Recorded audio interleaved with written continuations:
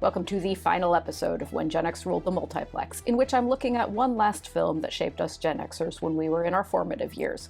1980's The Empire Strikes Back. The Empire Strikes Back is, of course, the sequel to 1977's Star Wars. While Star Wars was written and directed by George Lucas, the screenplay for The Empire Strikes Back was co-written by sci-fi author Leigh Brackett and Lawrence Kasdan, who wrote the screenplay to the George Lucas-produced 1981 hit Raiders of the Lost Ark, which I looked at a while back. The Empire Strikes Back was directed by Irvin Kershner, who directed Eyes of Laura Mars, RoboCop 2, and Never Say Never Again. In 1995, when I was fresh out of film school, Irvin Kershner hired me as his research assistant for a documentary he'd planned to make, but the financing fell apart before we could work together.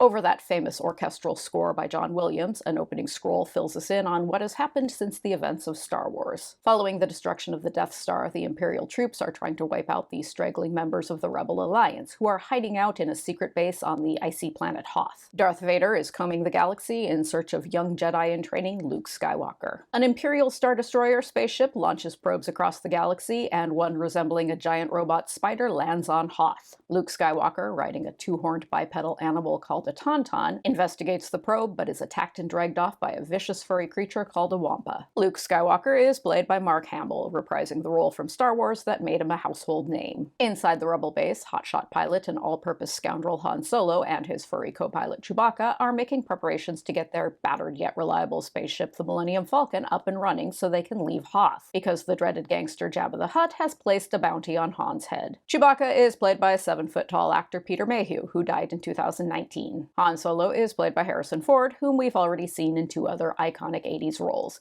Deckard in Blade Runner and Indiana Jones in Raiders of the Lost Ark. Princess Leia, a key leader of the Rebel Alliance, is cold and prickly about Han's decision to leave, though she refuses to admit it might be due to her growing romantic feelings for him. Princess Leia is played by the late and much-loved actress and author Carrie Fisher, who died in 2016. Along with Luke, Han, Chewbacca, and Leia, returning characters from Star Wars include the two droids, C-3PO, played by Anthony Daniels, and R2-D2, played by Kenny Baker, who, like Carrie Fisher, died in 2016. When Luke fails to return from a scouting mission, Han heads out on a Tauntaun to look for his friend, even though the temperatures outside the base have dropped to dangerous lows. Due to the weather, the base must be closed and locked until morning, as a Rebel officer informs a solemn Leia. Adding a whimsical note to this grim moment is the fact that this officer is played by John Ratzenberger, Cliff Clavin from Cheers. A battered and bruised Luke finds himself hanging upside down from the frozen ceiling of the Wampa's lair. He's able to use the Force, the mystical energy harnessed by the Jedi, to retrieve his lightsaber and escape. Near death, Luke has a vision of his late mentor, Obi-Wan Kenobi, who tells him to go to the Dagobah system to train with Yoda, the Jedi Master who trained Obi-Wan. As in Star Wars, Obi-Wan Kenobi is played by Sir Alec Guinness. Han finds Luke just as his own Tauntaun drops dead from the cold. He uses Luke's lightsaber to slice open the belly of the dead Tauntaun, then stuffs Luke inside the corpse to keep him warm. There is a great deal of primo Star Wars merchandise out there, but among the very finest is this Tauntaun sleeping bag, so that you too can stay warm and cozy, snuggled amongst the entrails of a freshly killed beast. In the morning, Han and Luke are picked up by a Rebel pilot played by Christopher Malcolm, whom we have seen in both Labyrinth and Highlander. At the base, Luke is treated for his injuries. Between filming Star Wars and The Empire Strikes Back, Mark Hamill was in a very serious car accident and fractured his nose and cheekbone, and his face required extensive reconstruction. His surgeons did good work, but some have theorized that the scene in which Luke gets clawed in the kisser by a Wampa was included to give an in-universe reason for why Luke looks slightly different here than he did in the last film. Han, Chewie, and Leia fuss over a recovering Luke. Han deliberately provokes Leia, and Leia gets back at him by smooching a flustered but happy Luke in a scene that is really cute and funny in its proper context here, but becomes a tad disconcerting in retrospect when we find out in Return of the Jedi that Luke and Leia are separated at birth twins. The rebels locate the Imperial probe. Realizing the Empire knows where they are, they prepare to evacuate the base. A cluster of Imperial Star Destroyers assemble, and then they're all dwarfed by a much bigger and cooler looking ship, which turns out to be Darth Vader's personal vessel. As in Star Wars, Darth Vader is played by David Prowse, who died in 2020, while his voice is provided by James Earl Jones. Vader is confident that the rebels, and specifically Luke Skywalker, are on Hoth. though a snotty and condescending Imperial officer named Admiral Ozzel, played by Michael Sheard, thinks Vader is mistaken. General Veers, played by Julian Glover, visits Vader to tell him the rebels had advance warning of the attack on Hoth due to Admiral Ozzel's incompetence. Vader casually murders Admiral Ozzel by using the Force to choke him to death while he carries on a conversation with another officer, Captain Piet, played by Kenneth Colley, who receives a quick promotion to Admiral. On Hoth, the rebel fighter pilots, Luke included, take on the Imperial forces, who send in the Imperial Walkers, aka all-terrain armored transports, aka AT-ATs. The word AT-AT is never spoken in the film, but somehow in the pre-internet dark ages of 1980, all us young Gen Xers knew exactly what those things were called, because we all internalized great amounts of Star Wars knowledge far above and beyond what was actually spelled out in the films.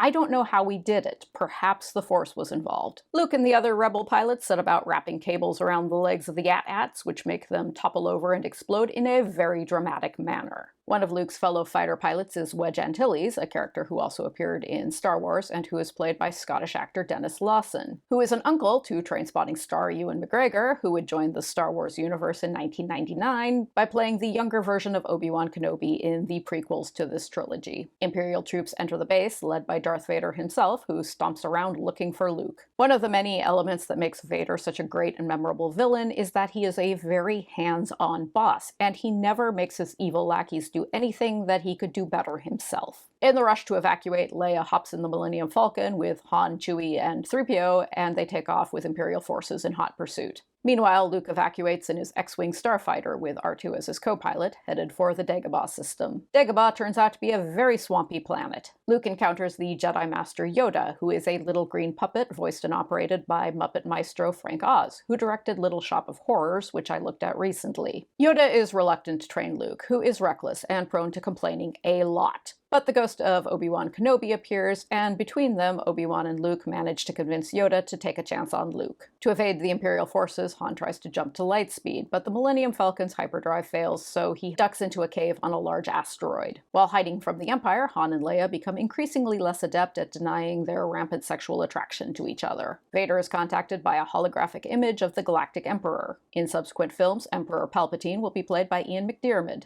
Here he's played by actress Marjorie Eaton, with his voice provided by Clive Revill. Because George Lucas can't stop fiddling with his completed films, for the 2004 re-release of The Empire Strikes Back, this scene was reshot, with Ian McDiarmid playing the Emperor to make that character more continuous across the films. The Emperor tells Vader he's aware of a disturbance in the Force. Luke Skywalker has the potential to bring down the Empire. Vader recruits a bunch of bounty hunters to capture the Millennium Falcon and its passengers. Among these bounty hunters is a helmeted character named Boba Fett, though he's never referred to by name in this film, and indeed is less of a character than he is a concept and a strange cultural phenomenon. I don't really know how to explain Boba Fett, who is played here by an uncredited Jeremy Bulloch, but people go crazy over this guy, who's just kind of there. He has a couple lines of dialogue in The Empire Strikes Back, and then he gets killed off in the first act of Return of the Jedi, and yet many people will name Boba Fett as their favorite character in the entire Star Wars universe. I used to ask my friends to explain Boba Fett's appeal to me, and they told me you either get it or you don't, and I accept that.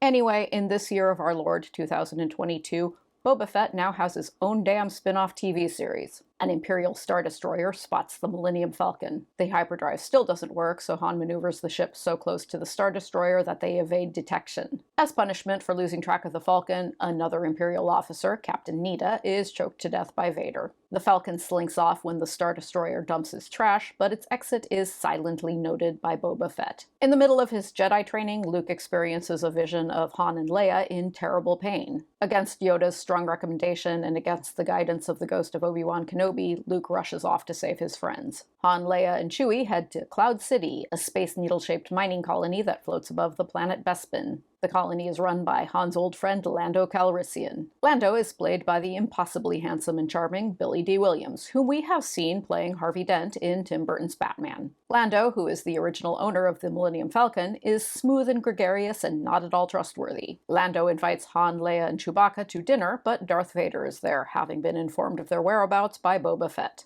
Vader plans to use his captives as bait to lure Luke into a trap, and then Han is to be handed over to Jabba the Hutt so Boba Fett can collect the bounty on his head. As Vader prepares to have Han frozen in carbonite, Leia finally declares her love for Han. When Leia says, "I love you," Han replies, "I know," which on paper seems like it might not be the most sensitive response, but in context it's actually a very sincere and devastating moment. Han survives the freezing process, but will spend the rest of the film encased in a slab, stuck in a dramatic pose that will be replicated in everything from ice cube trays to chocolate bars. This film inspired some awesome merch. Lando pulls a double cross and whisks Leia, Chewbacca, and 3PO out of Imperial hands. They race to save Han, but his carbonite-preserved form is loaded onto Boba Fett's ship, which flies off. Luke, accompanied by R2, arrives at Cloud City and searches for his friends, but runs smack into Darth Vader. They have an epic lightsaber duel, during which Darth Vader gives Luke a pretty compelling sales pitch about joining the dark side. Luke is skilled at fighting, but he's no match for Vader, who is a trained Sith Lord, and who also cheats by using the Force to hurl heavy objects at Luke mid-battle. After tossing Luke through a window, Vader chases him out onto a precarious catwalk suspended over Oblivion, then chops Luke's whole damn arm off, lightsaber and all. Vader then drops the bombshell that he's Luke's father, and he wants Luke to help him overthrow the Emperor so they can rule the galaxy together as father and son. A horrified Luke deliberately steps off the catwalk and falls into the void.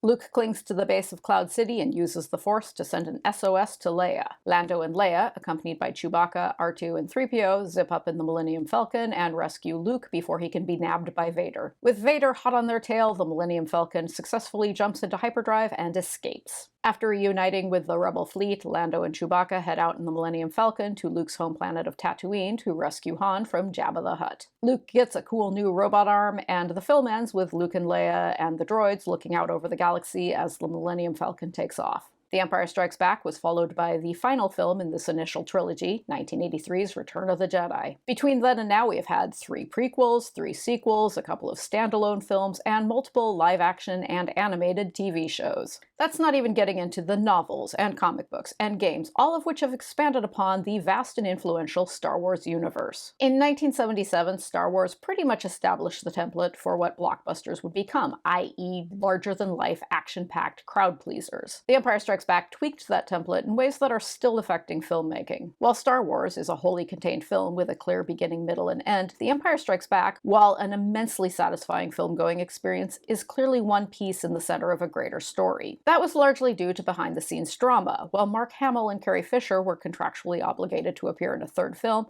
Harrison Ford was not, and at the time of The Empire Strikes Back, he insisted on keeping his options open. Thus, George Lucas needed a way to write Han Solo out of the franchise should it become necessary, and thus Empire Strikes Back ends with Han's fate very much in limbo. The idea of a film being only one part of an ongoing story soon became something audiences were primed to accept and even enjoy. Filmmakers have taken this approach with the Lord of the Rings films, and the Harry Potter films, and the entire interconnected Marvel Cinematic Universe, and even the recent version of Dune, which ends the story in media res, only halfway through Frank Herbert's novel. Audiences are now okay with the idea that when you see a film, you might be only seeing one part of a greater whole instead of a fully contained viewing experience. The Empire Strikes Back made that concept easy to digest, because even with the uncertainty over Han's fate in the end, this is a flawless film. It is impeccably balanced and surprisingly elegant. It's just a hair over 2 hours long, which is short by modern blockbuster standards. And while it covers a great deal of ground and has a great many characters and multiple fantastical settings, the pacing is neither rushed nor sluggish, and nothing is in the film that doesn't need to be in there. It's got well-deployed humor, great action scenes, a healthy amount of tension and excitement, and a really lovely developing romance between Han and Leia. It also has the reveal of Darth Vader as Luke's father, which is brilliantly executed in that it's both absolutely shocking and yet makes perfect sense. I was 6 when The Empire Strikes Back came out, and it's the first film I clearly remember seeing in a theater. I grew up crazy about Star Wars. In the backyard of my childhood home, there was a ginormous volcanic rock that my sister and I used as the Death Star for our Star Wars-related playtime scenarios. I was Princess Leia, and she was Darth Vader's wife, because the original trilogy did not have an overwhelming number of significant female roles. I went to USC's film school, which is the ground zero of the Star Wars universe, largely because of my love of these films. For 4 years, I felt a giddy little thrill about having my own mailbox in the George Lucas building. But my love of Star Wars is not a character trait that is in any way special to me. Star Wars was important to a lot of us Gen Xers, because these original films were so beautifully made and filled with so many great characters that they made a fantastical universe seem very real. Like the Force could be with all of us if we could only figure out how to use it. The series has been a great deal of fun, but it is time for me to wrap things up. Thank you all so much for joining me as I've looked at 100 films that have made us Gen Xers the people we are today. Take care of yourselves, and goodbye.